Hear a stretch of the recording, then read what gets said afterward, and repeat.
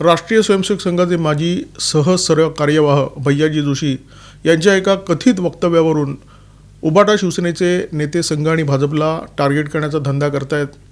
तुमच्या रक्तात भेसळ आहे अशा प्रकारचं विधान तोंडाळ प्रवक्ते संजय राऊत यांनी केलेलं आहे.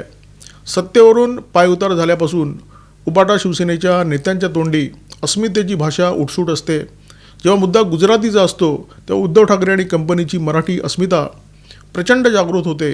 परंतु हेच उद्धव ठाकरे आणि त्यांचे नेते जेव्हा चिता कॅम्प आणि भेंडी बाजार यासारख्या वस्त्यांमध्ये जातात तेव्हा अचानक मराठी अस्मितेचा झेंडा उतरवतात, गुंडाळून ठेवतात आणि शेपूट घालतात. मराठी नको हिंदीच हवं या मागणीसमोर मान दुखवतात आणि थेट हिंदीमध्ये बोलायला लागतात.